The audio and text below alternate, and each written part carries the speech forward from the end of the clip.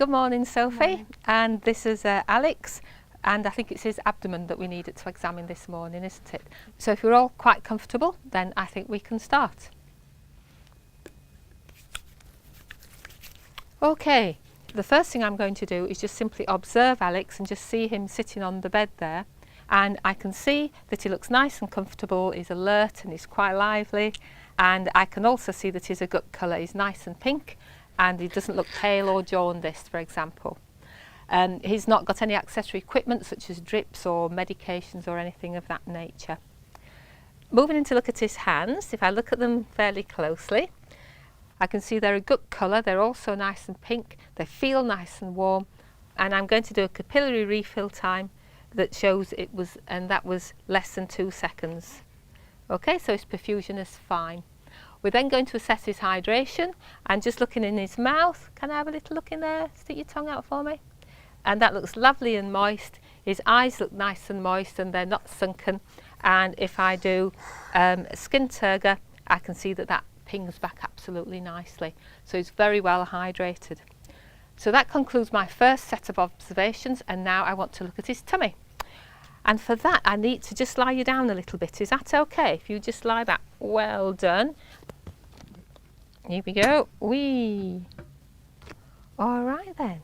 So, can I lift this up a bit? Yeah. So we just lift it up like that. So we're lifting it up just so that we can see his rib margins there. Is that all right? Yeah. So, thank you. So starting my next lot of observations, I can see that his tummy looks nice and flat. It isn't distended. There aren't any scars, and it's moving nicely. Thank you. It's moving nicely with respiration, which tells me that his tummy's not hurting at all. I'm next going to do superficial palpation, so just gently feeling round the tummy, going all the way round, making sure I feel in all 9 areas of the abdomen. And what I'm mainly doing here is checking to see if it hurts anywhere. So I'm not really looking at his abdomen, I'm more looking at his face to see if it's tender anywhere. And it certainly doesn't seem to be tender, and I can't feel any hard areas or any guarding. So that's fine. After superficial palpation, we go on to deep palpation, and I'm starting the right iliac fossa, and we palpate gently with each of his respirations, moving up towards his liver, and ending with your index finger parallel to his rib margin. And I can just feel the tip of his liver there, which is perfectly normal in a child of his age. Moving back to the right iliac fossa, we then move round in the same way, palpating deeply for his spleen, breathing, feeling in between each of his breaths, and again ending up with the index finger parallel to his rib margin.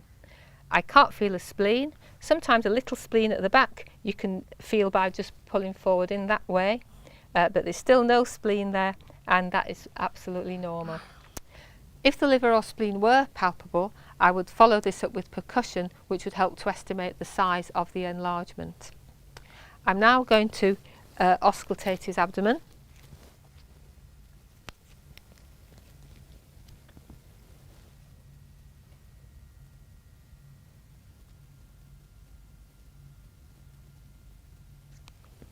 And that all sounds fine.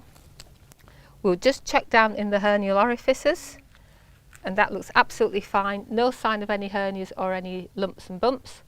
Normally at this stage we would also check the external genitalia, but we've already done that previously on Alex, and we know that everything's fine there, so we don't need to do that today.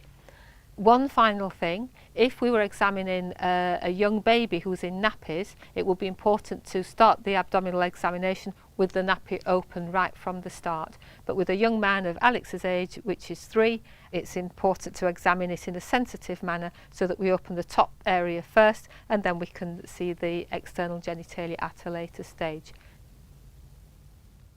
Remember, when examining the abdomen, to start with general observations, including the general well-being and colour of the child, note any accessory equipment, and note the perfusion and hydration status.